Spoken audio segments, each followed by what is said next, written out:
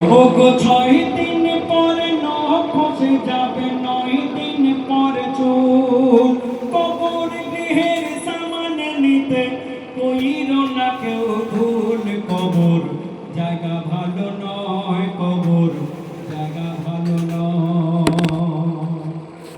এই কবরের মধ্যে যখন একটা লাশ রাখা হয় আমরা কবরের মধ্যে মাইয়াতটাকে রেখে আমরা বাড়ি এসে কান্নাকাটি করি 2 দিন 4 দিন 10 দিন 20 দিন তারপর ভুলে যাই। কিন্তু মাইয়াত যখন কবরের মধ্যে পড়ে থাকে 2 দিন 4 দিন 10 দিন পরে সে মাইয়াতের কি অবস্থা হয় বলছে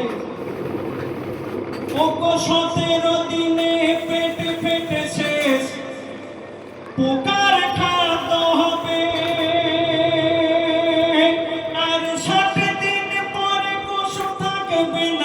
কঙ্কাল পড়ে রবে।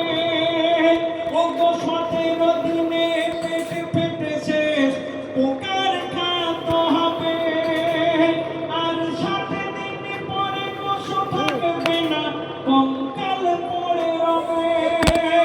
90 দিনে হাড়ে গুলি সব ওগো 90 দিনে হাড়ে গুলি সব আলাদা হয়ে রয় কবর জায়গা ভালো নয় কবর জায়গা ভালো নয়।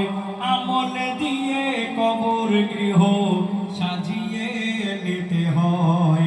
ওগো 6 দিন পরে নখ খসে যাবে 9 দিন পরে চুল কবর গৃহের সামান নিতে কইর না কেউ ভুল কবর জায়গা ভালো নয় কবর জায়গা ভালো নয়। আমরা কবরের মধ্যে যাওয়ার আগে কবর আমার জন্য ভয়ঙ্কর হবে তখন যখন আমার মধ্যে আমল নামাজ আমার মধ্যে নেকি কম থাকবে যার মধ্যে আহলে বায়াত যার মধ্যে পাঞ্জাতনের ভালোবাসা থাকবে যে মানুষ 5 ওয়াক্তের নামাজ আদায় করবে কবর দেখে তার ভয় হবে না কারণ তার মধ্যে আমল থাকবে।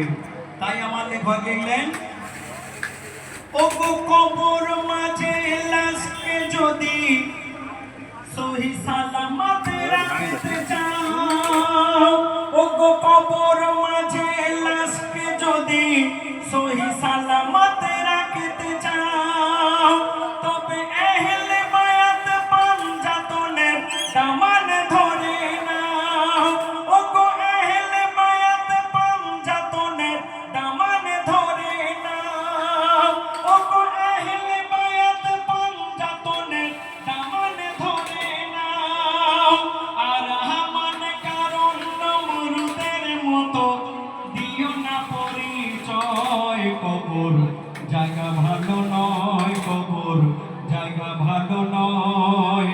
আমল দিয়ে কবর গৃহ সাজিয়ে নিতে হয়।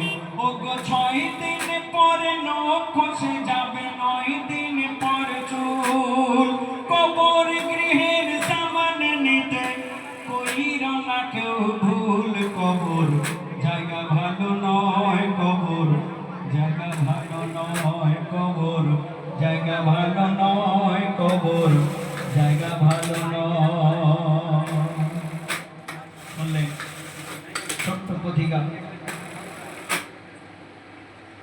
এখন শুনবেন এবছরের নতুন কাসিদা ফরমাইশ করেছেন যে কাসিদাকে শোনাতে হবে আমার পীরানে পীর দস্তগীরকে উদ্দেশ্য করে আমার এবছরে সুপারহিট লেখা আমার বড় পীরকে উদ্দেশ্য করে আমার লেখক লিখলেন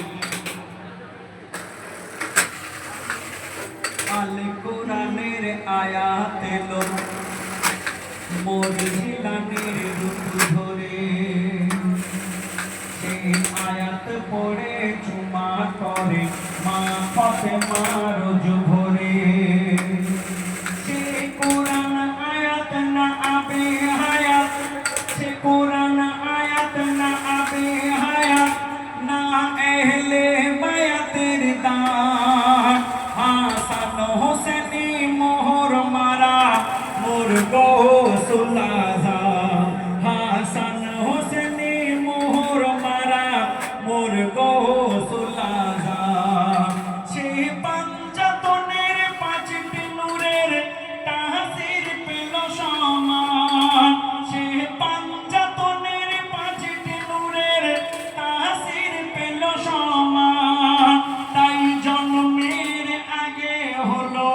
সে ওলিদেরই মা।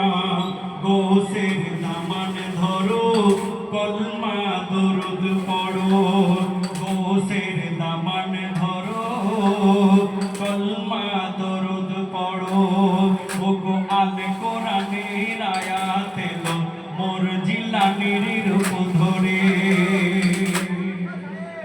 আমার বড় পীরকে উদ্দেশ্য করে আমার লেখক লিখলেন, আলিফের নূর ভেঙে হয়েছে মিমের জনম, সে মিমের নূরের কিরণ আমার গৌসুল আজম। সে শুধু ওলি তো নয়, আবার নবীও নয়, মৌলা আলী জানে তার আসল পরিচয়। কেন? ঈসা নবীর মতো গুণ ছিল তার, তবু পাইনি নবুয়ত। মুসার মতো দরিয়ার পানি তাকে দেখিয়ে দিত পথ। ইব্রাহিমের মতো আগুনকে সে ঠান্ডা করে দেয়। দাউদ নবীর কণ্ঠে আমার কৌশ কথা কয়। ওগো আরো কত নবীর সাথে তার হয়েছে তুলনা। সে মুহাম্মাদের আওলাদ হলো কিন্তু নবী হলো না। মুহাম্মাদের আওলাদ হলো কিন্তু নবী হলো না। সে শ্রেষ্ঠ নবীর শ্রেষ্ঠ ওলি, সে শ্রেষ্ঠ নবীর শ্রেষ্ঠ ওলি, সে শ্রেষ্ঠ নবীর শ্রেষ্ঠ ওলি। হয় কি তাহার শান, সে হয়নি নবী পাইনি ওই, তবু নবীর মতো সম্মান। গৌসের দামান ধরো কলমা দরুদ পড়ো, গৌসের দামান ধরো কলমা দরুদ পড়ো। আলিফের নূর ভেঙে হয়েছে মিমের জনম, সে মিমের নূরের কিরণ আমার গৌসুল আজম। সে শুধু ওলি তো নয়, আবার নবীও নয়, মৌলা আলী জানে তার আসল পরিচয়। কেন? ঈসা নবীর মতো গুণ ছিল তার, তবু পাইনি নবুয়ত। মুসার মতো দরিয়ার পানি তাকে দেখিয়ে দিত পথ। ইব্রাহিমের মতো আগুনকে সে ঠান্ডা করে দেয়। দাউদ নবীর কণ্ঠে আমার কৌশ কথা কয়। ওগো আরো কত নবীর সাথে তার হয়েছে তুলনা। সে মুহাম্মাদের আওলাদ হলো কিন্তু নবী হলো না।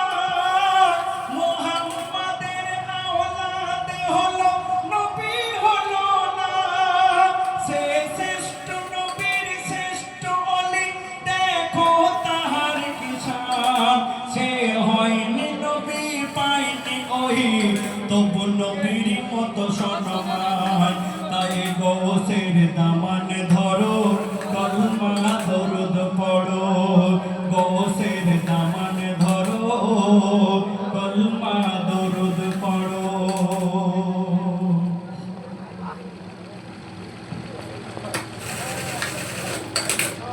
আল কোরআনের আয়াত এলো মোর জিলানির রূপ ধরে। আমার বড় পীরের তারিখ আমার লেখক লিখলেন আমার পীরানে পীর দস্তগীরকে উদ্দেশ্য করে। যেখানে হয়তো আপনারা এখানে এই কজন মানুষ শুনছেন যে শুধু তা নয়, এই লেখাটা সারা বিশ্বের বিভিন্ন জায়গা থেকে ইউটিউবের মাধ্যমে লাইভ হচ্ছে, অনেক দূর দূর থেকে। কারণ আমরা প্রতিদিন